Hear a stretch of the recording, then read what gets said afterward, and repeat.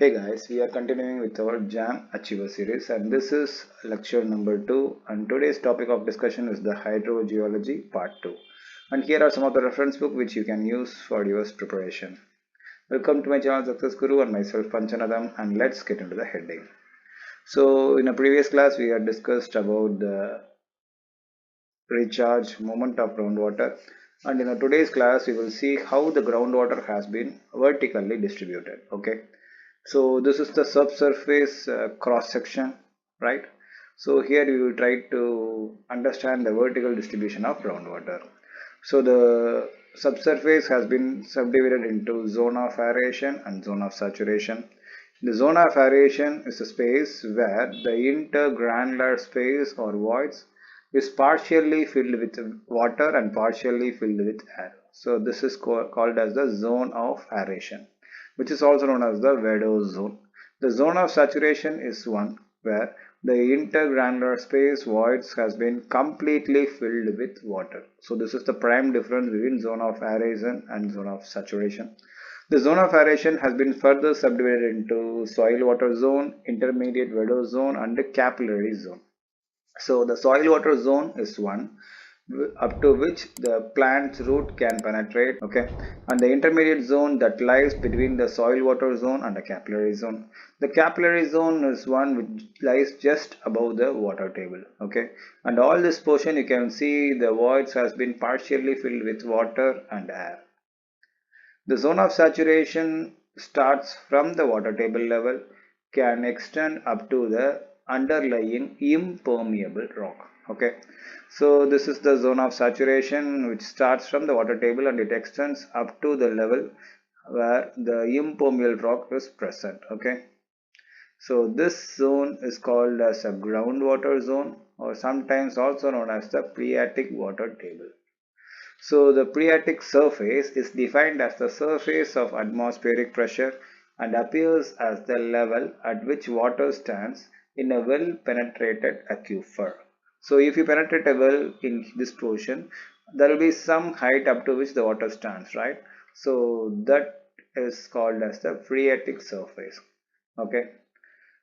So the saturation extends slightly above the water table due to the capillary action. However, the water is held there in less than atmospheric pressure and that is called as a capillary zone.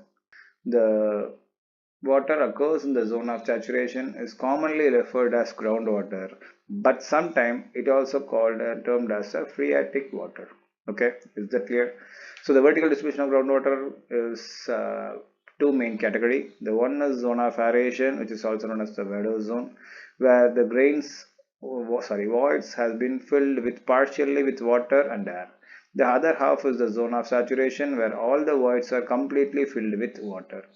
The zone of aeration has been further subdivided into soil water zone up to which the plant root can reach, and the intermediate zone which moves up and down according to the recharge and discharge of the water from this aquifer, and the capillary zone which is actually lies just above the water table. Okay, so this is what vertical distribution of groundwater. And the second topic is that the types of aquifers. So the aquifer may be classified as unconfined or confined depending on the presence or absence of the water table. So the unconfined aquifer is one where the aquifer is underlined by an impervious layer. Here, the infiltrated, that is the recharged water, can directly reach the water table and the water is under atmospheric pressure. Okay, this is the generalized condition of an unconfined aquifer.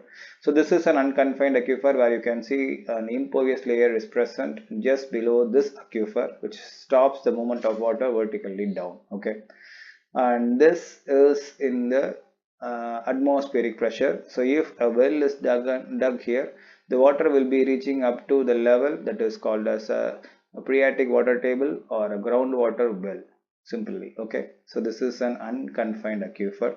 There is a subdivision of this unconfined aquifer which is called as a perched water table. Okay, the perched water table occurs where the groundwater body is separated from main groundwater by a relatively impervious stratum and the zone of aeration above the main body of groundwater. So this is a perched aquifer and the water table level in this is called as a perched water table. So what happens here during rainfall, the water moves down vertically, and as there is a presence of a small impervious layer, the water can't move below this. Okay, and there will be a storing of small amount of water here, and if you dug a well, there will be water, but this is the amount of water will be very less, so we can't depend on this well, and this well is called as the perched water table well. So these are the two this is a subdivision of the unconfined aquifer. Then we will go for the confined aquifer, which is also known as the artesian or pressure aquifer.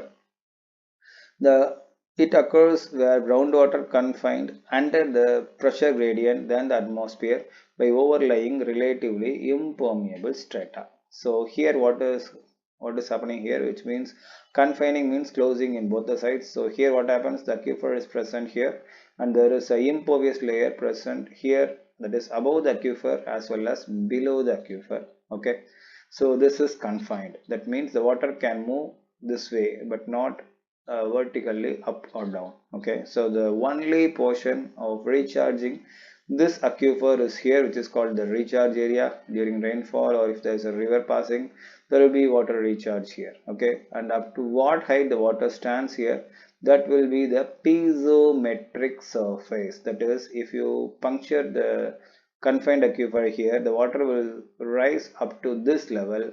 This imaginary surface is called as piezometric surface. If this piezometric surface lies above the ground, then it is called as a free flowing well. If you dug a well and if it rises above the ground, then it forms a free flowing well.